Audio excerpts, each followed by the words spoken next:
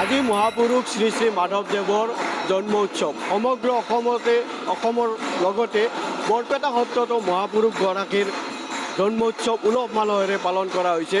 বৰপেটা জিলাৰ সকলো সত্ৰতে আজি মহাপুৰুষজনাৰ জন্ম উৎসৱ পালন কৰি থকা হৈছে। সুন্দৰীদিয়া সত্ৰ, পাটবাউসী সত্ৰ, গণককুছি সত্ৰ, বাৰাদি সত্ৰ, ভুজিয়া সত্ৰ আদি সকলোতে মহাপুৰুষ মাধৱদেৱৰ জন্ম উৎসৱ পালন কৰি থকা হৈছে। সমান্তৰালভাৱে বৰপেটা সত্ৰতো নাম প্ৰসংগৰে এনেধৰণে মহাপুৰুষজনাৰ জন্ম উৎসৱ পালন কৰা হৈছে। মই পোনে পোনে দৃশ্য দেখুৱাইছোঁ। এনেধৰণে ৰাতিপুৱাতে ভক্তসকল আহিছে মহাপুৰুষজনাৰ আজি জন্ম উৎসৱ উপলক্ষে ৰাতিপুৱাৰ পৰাই নাম প্ৰসংগৰে মুখৰিত হৈ পৰিছে বৰপেটা সত্ৰ। আৰু মই দেখুৱাইছোঁ এয়া নাম প্ৰসংগৰ দৃশ্য।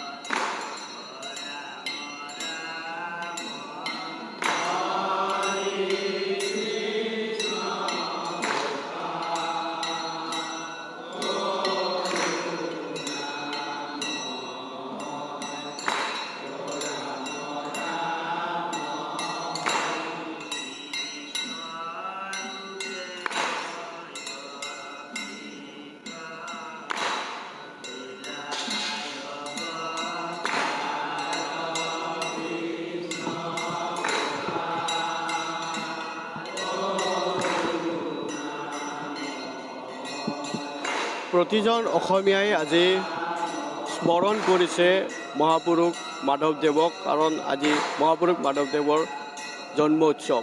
যিহেতুকে অসমীয়া সংস্কৃতি সমৃদ্ধ কৰি গৈছে, নামঘোষা, বৰগীত আদি ৰচনা কৰি যি আধ্যাত্মিকভাৱে সমৃদ্ধ কৰি গৈছে অসমখনক, আৰু এই প্ৰতিজন অসমীয়াই আজি স্মৰণ কৰিছে মহাপুৰুষ শ্ৰী শ্ৰী মাধৱদেৱক।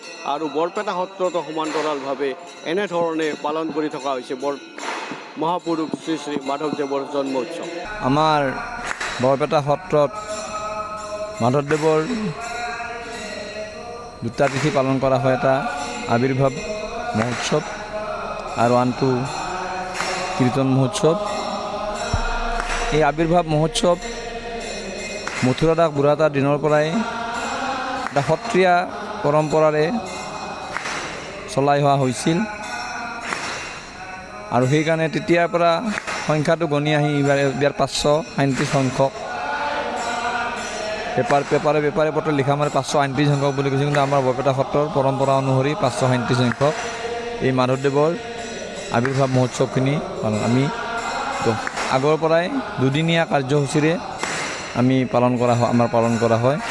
বিশেষভাৱে কালি গায়ন বায়ন গাইছে। আজি প্ৰসংগত 13 নম্বৰ ঘোষা গোৱা হয়। 13 নম্বৰ মানে যুগলটো গোৱা হয়।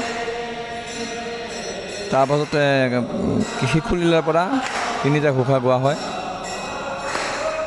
আৰু এই ঘোষা শেষৰ পিছত পাঠ আছে। পাঠৰ পিছতে আকৌ গায়ন বায়ন গাব। সম্পূৰ্ণ সত্ৰীয়া ৰীতিৰে পালন কৰা হৈ আহিছে। আৰু বিশেষভাৱে প্ৰসংগৰ শেষত আমাৰ ভাগৱত শোভাযাত্ৰা হ'ব। গোটেই চহৰ ভ্ৰমণ কৰা হ'ব ভাগৱত লৈ। গোটেই ভকত আইসকল বাপুসকলে গোটেই ভাগৱত ভ্ৰমণ কৰি আহি ইয়াতে অন্নমুঠি গ্ৰহণ কৰাৰ পিছতে আমাৰ সভা আৰম্ভ হ'ব। এখন আমাৰ ধৰ্মালোচনী সভা হয়, আৰু ধৰ্মালোচনী সভাৰ লগতে এইবাৰ অক্ষয়বন্তী নামৰ গ্ৰন্থ এখন, সেই গ্ৰন্থখন উন্মোচন কৰা প্ৰত্যেক বছৰে আমি প্ৰত্যেক দুবছৰে চপোৱা হয়। আৰু থানৰ বাতৰি, যিখন আমাৰ বৰপেটা সত্ৰৰ পৰা যিখন থানৰ বাতৰি নামৰ তিনিমহীয়া এখন কাকত ওলাই, সেইখনো এইবাৰ উন্মোচন কৰা হ'ব। আৰু বিভিন্ন এই মাধৱদেৱৰ সম্পৰ্কত বিভিন্ন জনা বুজা লোকক আমি এইবাৰ আমন্ত্ৰণ কৰি আনিছোঁ। আৰু আমাৰ বিশেষভাৱে আমাৰ শাখা সত্ৰসমূহৰ যিসকল ভকত, অৰ্থাৎ আমাৰ সমগ্ৰ অসম তথা অৰুণাচল তথা পশ্চিমবংগতে ইফালে কৰিমগঞ্জলৈকে প্ৰায় 252খন সত্ৰ আছে শাখা সত্ৰ। সেই শাখা সত্ৰৰ গোটেইখিনি আহিব পৰা নাই, কিছু সংখ্যক ইয়ালৈকে আহিছে, তেওঁলোকে কালিৰে পৰা আছে। আৰু কালি আমাৰ এইবিলাক মানে আজিৰ কাৰণে যিখিনি প্ৰস্তুতি, সেই প্ৰস্তুতিখিনি কালিয়ে কৰা হৈছে। আৰু এইবাৰ এটা ডাঙৰ কথা হৈছে যে আমাৰ শাখা সত্ৰ সমাজৰ 8ম দ্বিবাৰ্ষিক অধিৱেশনখনো মাধৱদেৱৰ জন্মোৎসৱৰ লগতে সংগতি ৰাখি কৰা হৈছে। গতিকে মাধৱদেৱৰ জন্মোৎসৱটোক আগত ৰাখি আমি 8ম দ্বিবাৰ্ষিক অধিৱেশন পতা হৈছে আৰু নতুন সমিতি গঠন হ'ব। গতিকে এইখিনিয়ে কয়। আপুনি বিচৰা বাতৰি পাব কেৱল নিউজ 18 এপত।